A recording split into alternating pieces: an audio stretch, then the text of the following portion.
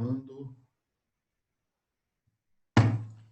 Olá, nós estamos mais uma vez aqui no canal do Sejus, Coletivo de Estudos Espiritismo e Justiça Social, para um novo dia ou uma nova noite, ou uma nova tarde, vai depender da hora que você estiver conosco, para o estudo do livro, esse livro aqui, O Espiritismo e Religiões, do André Andrade Pereira. Hoje nós vamos analisar um pouquinho o capítulo 9, que é Elementos de Continuidade com a Tradição Cristã. E, para tanto, nós contamos novamente com o nosso companheiro Felipe Albani, nosso companheiro carioca Felipe Albani, companheiro do Sejus, está conosco nessa noite. Tudo bem, Felipe? Tudo bem, Carlos? Boa noite, Carlos. Boa noite, galera do Sejus. Boa noite a todos. Bom dia, boa tarde, boa noite, né? Que afinal, com a internet, qualquer momento, esse programa pode estar disponível para vocês. E hoje a ideia é a gente tomar a sequência com o capítulo. E aí vai ser interessante que depois vão vir outros estudiosos bem melhores, mais preparados do que eu, para poder falar com vocês sobre os outros capítulos desse livro, que realmente é muito interessante e muito importante. E a gente, nesse capítulo, trata de uma coisa muito importante dentro da doutrina espírita, que é relacioná-la com a tradição cristã, de alguma forma. Então, por isso que o título é Elementos da Continuidade com a Tradição Cristã. E quando a gente olha determinados pontos da doutrina espírita, a gente vê que realmente alguns pontos estão de acordo com essa visão cristã.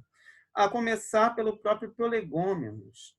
Porque o Prolegômenos nada mais é do que um prefácio escrito por diversos espíritos. Mas quando a gente olha os espíritos que assinam, apesar de Kardec não colocar todos, mas menciona São João Evangelista, Santo Agostinho, São Vicente de Paulo, São Luís, Swedenborg, Fenelon.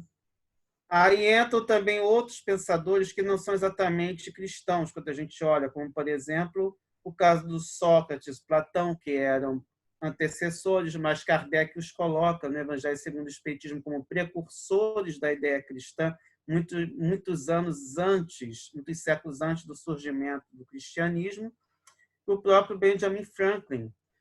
Mas o Elias também chama a atenção de que na primeira edição inclui o Hahnemann e o Napoleão Bonaparte, que foram escritos da segunda. E o próprio São Luís, que foi o rei Luís IX de França, não aparece na primeira. Inclusive, é interessante a história do próprio Luís, porque ele participou das cruzadas e acreditamos que ele tem evoluído bastante depois disso, porque afinal ele foi consagrado santo exatamente porque participou das cruzadas, mas de qualquer forma ele presidiu, né, ou ajudou, colaborou bastante com a própria coordenação da codificação espírita.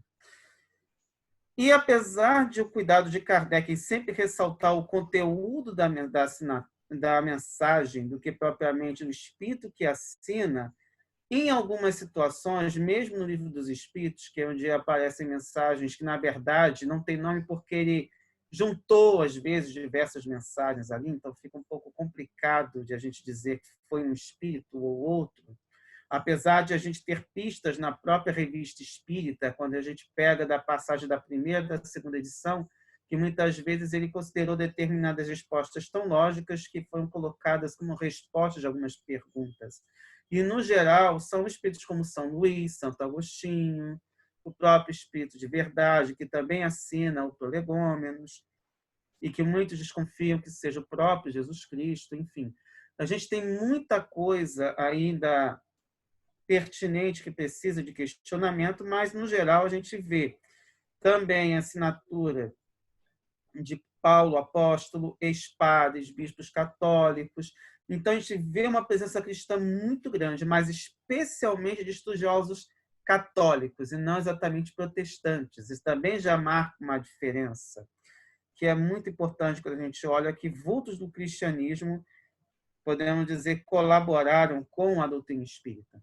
E quando a gente olha também para o que veio pós-Kardec, especialmente alguns dos pensadores, a gente vê uns casos interessantes. E o próprio André cita o Leon Denis, que foi um grande estudioso, um grande trabalhador e também operário, que afinal era trabalhador como nós aqui, de certa forma, na prática, não somente o trabalhador da doutrina espírita. Ele aparece como sendo orientado, entre outros espíritos, Jerônimo de Praga, que vinha descobrir que ele foi contemporâneo também discípulo de Jean Hus, que, segundo as próprias mensagens, teria sido uma das encarnações de Kardec anteriormente. O próprio Jean Hus tem uma coisa interessante que eu não sabia, que provavelmente também o pessoal não sabia aqui. Ele foi responsável pela introdução de acentos na língua tcheca por meio de fazer a correspondência a cada som um símbolo. Ou seja, tornou a escrita da língua tcheca alfabética, algo que a gente, se for olhar para outras línguas, como, por exemplo, o chinês, que trabalha com ideogramas, o japonês, que trabalha com sílabas, aproxima-se mais da nossa língua, que é uma língua alfabética, ou seja, para cada letra um som, ou pelo menos a tentativa de se fazer isso.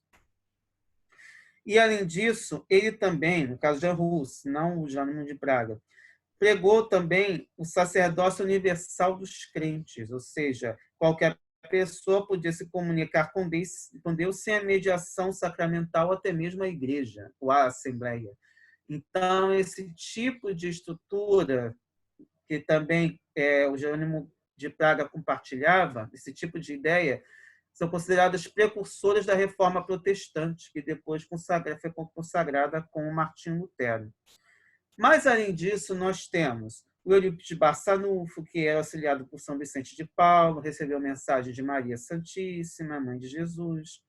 O Chico Xavier, que foi tutelado pelo Emanuel, que se dizia Padre Manuel da Nóbrega, então é mais um dentro da tradição cristã. E o próprio Divaldo Franco, que traz aqui a questão da Joana de Ângeles, que, dentre outras coisas, tem várias encarnações, segundo ela, como religiosa. O próprio Emanuel, quando a gente pega as histórias dele, a gente vê que em várias situações ele foi padre também. Então, a gente pega essa vinculação muito forte, mesmo com os espíritos, ou com os grandes espíritos que a gente tem na doutrina espírita, ou pelo menos consagrados pelo movimento espírita na atualidade, a gente vê que tem uma ligação muito grande com esses católicos. Talvez um caso mais interessante seja o caso da Juana Inês de la Cruz, que foi, a princípio, uma das encarnações da Joana, porque ela, além de tudo, era uma grande poetisa, ou poeta, dependendo de quem prefira, né, uma das duas denominações. Mas a grande questão é que ela fez poemas profanos muito interessantes, não eram só poemas religiosos. Então, o caso da Juana Inês é um caso realmente diferente. Existe até um seriado na Netflix que conta a história da Juana Inês. Quem quiser, de repente, não sei se está online, não sei se está disponível ainda, mas é interessante para a gente ver o quanto ela foi uma mulher muito à frente do tempo dela. Eu acho que até hoje ela seria considerada muito à frente do nosso tempo também, pelo fato de ela ter essa garra de lutar, de querer ter uma vida própria, num momento em que, e ainda hoje, a gente tem essa dificuldade, essas discussões que, na verdade, às vezes já deveriam ter sido superadas, no sentido de a gente estar debatendo algo que não deveria ser. Tipo, a gente tem a questão da presença da mulher, por exemplo, em termos de governo. Muitos falam que não há mais necessidade de luta, mas tem luta sim, porque, afinal, as mulheres têm muito pouco espaço, os negros têm muito pouco espaço. Então, a gente ainda tem muito a vencer nessas discussões, e a própria figura da Juana Inês é um caso muito interessante, quando a gente olha a vida dela dentro da própria história. E aí, voltando para o texto do André, que aí temos o seguinte: a doutrina espírita é apresentada como uma doutrina cujo ideal é uma vivência autêntica da mensagem cristã, e coloca Jesus como o tipo perfeito moral a que a humanidade pode pretender na Terra. E aí você tem expressões como, por exemplo, aparecem como cristianismo redivivo, restauração do Evangelho de Jesus, redivescência do cristianismo primitivo, e isso fica consagrado quando a gente pega, por exemplo, o Evangelho segundo o Espiritismo. E aí nós entramos numa complicação, porque, no geral, a gente vê que as pessoas estudam muito o Evangelho e estudam poucos outros livros. O próprio Evangelho segundo o Espiritismo é o livro mais vendido. Então, isso é realmente algo que preocupa um pouco, porque as pessoas se esquecem de que, para ter o Evangelho segundo o Espiritismo, nós tivemos antes o Livro dos Espíritos e o Livro dos Médiuns, que podem ser livros mais complexos, mas não tem como entender determinadas afirmações de Kardec no Evangelho segundo o Espiritismo sem passar por esses dois livros anteriores. E o próprio Céu e Inferno, que nós, no momento, estamos estudando no Paz e Bem, no Caminho do Espiritismo, é um livro que, meio que alguns estudiosos dizem que complementa o Evangelho, porque você tem ali algumas questões morais que são os depoimentos dos próprios espíritos, relatando as coisas que aconteceram com ele, que envolvem também essa vivência moral que Kardec condensa em O Evangelho segundo o Espiritismo.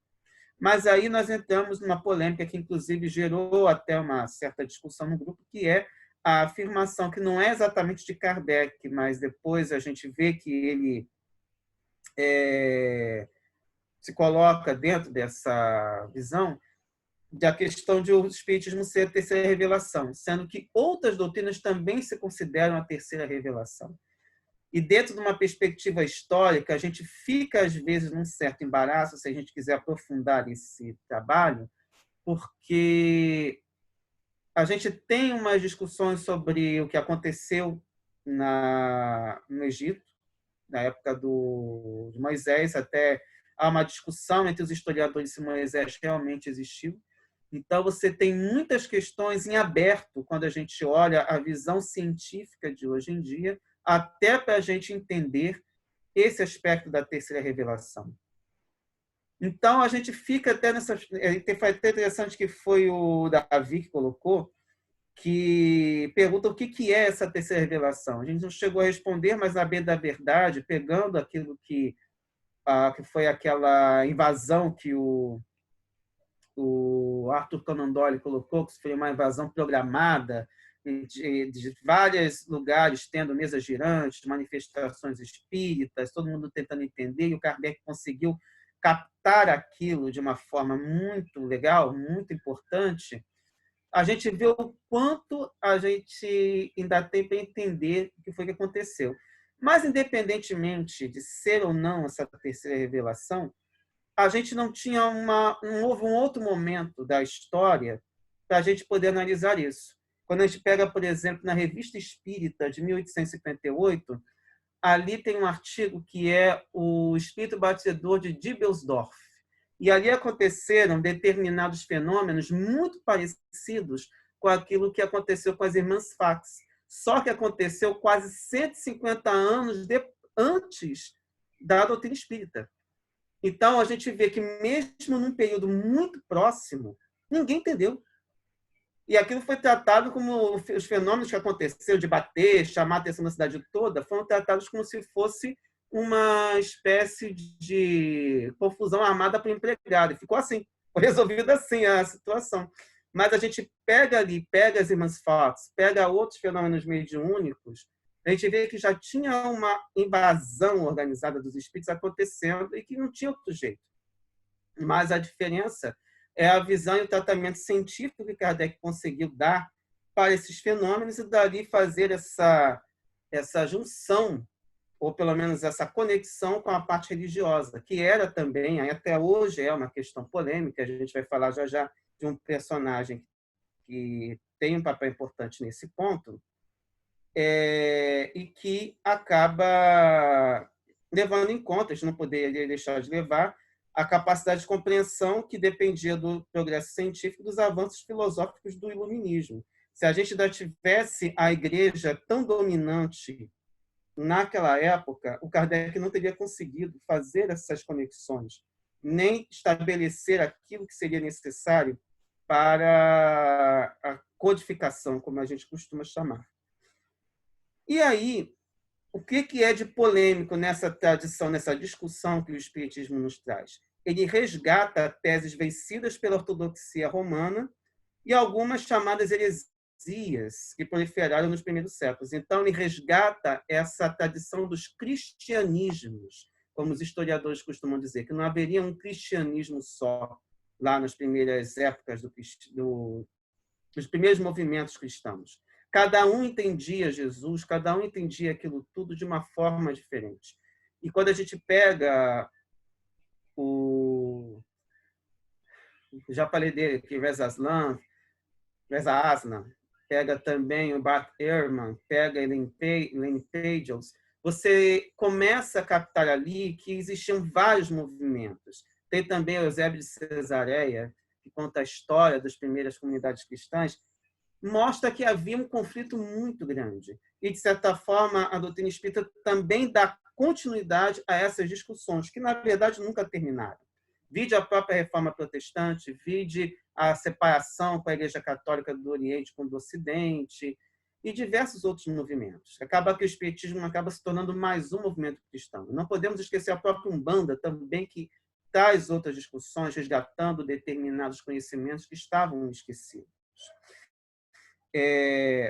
Só que no caso da doutrina espírita, é interessante que o André coloca a ênfase no papel da lógica e da razão nessa constituição do arcabouço teórico, que lembra alguns outros estudiosos antigos, como Anselmo de Cantuária, esse eu não conhecia, que ele se dedicou à filosofia aplicada à razão em vez do apelo à autoridade das escrituras, e o Tomás de Aquino, que tentou sintetizar a filosofia de Aristóteles com os princípios do cristianismo. Dois grandes doutores da Igreja, até com questões políticas muito interessantes para a época. E ele faz uma ligação também com o Teilhard de Chardin, que foi um padre jesuíta, também vai ser o mais recente, né, que desencarnou em 1955, mas ele tentou construir uma visão integradora entre ciência e teologia, e também reconciliar a ciência do mundo material com a teologia.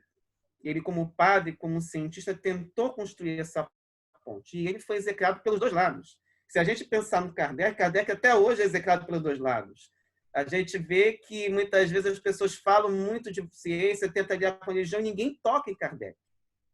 É como se, mesmo cientistas atuais, não tocam em Kardec. E esse resgate também, especialmente da parte ética, da parte moral, muitas vezes é esquecida, é importante que nós resgatemos exatamente para que nós entendamos a importância da doutrina espírita para os dias de hoje, também para promover essa discussão entre os dois lados. Não somente na parte ética, mas na própria parte científica também. E aí, só para a gente caminhar para o final, o André ressalta, por exemplo, que as teses espíritas ajudam a receber polêmicas que foram vencidas, por exemplo, no Quinto Concílio de Constantinopla, em 553, que tem a ver com a questão da pré-existência da alma, que foi uma das teses que foram defendidas por Orígenes. Tem também a questão da purificação lenta e gradativa do mundo através das sucessivas expiações e correções. Esse tema também existia entre filósofos indianos e egípcios. No Evangelho segundo o Espiritismo, há todo um trabalho de Kardec com relação ao retorno de Elias como João Batista e o diálogo de Nicodemos, que ali estariam provas de que, naquela época, se acreditava na pluralidade das existências, e que foi segundo algumas obras, como A Caminho da Luz, se não me engano, do Emmanuel, a reencarnação seria um conhecimento comum nas primeiras comunidades cristãs. E isso traz aqueles romances há 2000 anos, 50 anos depois. Não lembro se Paulo Estevão aborda isso, mas, de qualquer forma, esses romances ditos históricos, que, apesar de haver questionamentos, ali traz a tese de que se guardava a ideia de que realmente os primeiros cristãos acreditavam na reencarnação. Mas, no geral, os livros que tratam uma abordagem histórica, somente um, que é o caso do Orígenes, traz realmente a ideia da pluralidade das existências. E outra coisa que é importante é a maneira como nós trabalhamos com os milagres, que a gente não descrê dos milagres, mas a gente procura entendê-los como frutos de um conhecimento que não eram explicados pela ciência material, como até hoje não são. Precisamos da ciência espírita para entender como esses fenômenos aconteceram e como eles poderiam acontecer. O Elias até fala que não existe o conceito de milagre em outras tradições espirituais, mas como nós somos herdeiros da tradição cristã, Kardec, especialmente em A Gênese, tem um trabalho, a gente já estudou também no Paz e Bem, de que forma esses milagres podem ser explicados de maneira racional e entender que aquilo tudo que Jesus promoveu, como nós chamamos de milagres, nada mais são do que a aplicação de leis que não eram conhecidas ainda, mas que a doutrina espírita, dentro das condições, Kardec procurou explicá-los. Por fim, temos a questão da imortalidade da alma e a intervenção dos espíritos no mundo corporal, além da influência. E aí a gente pode estabelecer a ponte com a doutrina católica, principalmente, da influência dos santos na vida cotidiana. E, geralmente, nas doutrinas cristãs, a gente tem também a questão do povoamento do mundo por anjos e demônios. Bom, acho que era isso. Não sei se eu exagerei, não sei se eu falei muito, mas ficou mais ou menos dentro do tempo. Não falou muito não, Felipe. Olha, nós estamos a alguns segundos de soar o gongo dos 20 minutos. Então, nós fomos num bom ritmo. E parabéns a você pela explanação. Acho que ficou bacana, você conseguiu dar uma visão aí e até resgatar os debates que foi feito no grupo, bem bacana, né? Bem legal. E você falou da questão da interpretação do que Jesus dizia, né? Das maneiras de interpretar diferentes, né? E hoje em dia a gente vê isso. Ontem até eu conversava com o pastor e ele bolsonarista, né? Eu tentava entender como que um religioso pode, ao mesmo tempo, seguir Jesus e seguir um torturador, né? Uma pessoa que tem como ídolo um Carlos Alberto Brilhante Ustra. Ainda por infelicidade minha, é meu xará, né? Carlos Alberto. O maior sanguinário, se não o maior, um dos maiores sanguinários assassinos e torturadores da ditadura, né? E eu queria entender, mas eu falei aqui que conversei, né? Eu tentei conversar.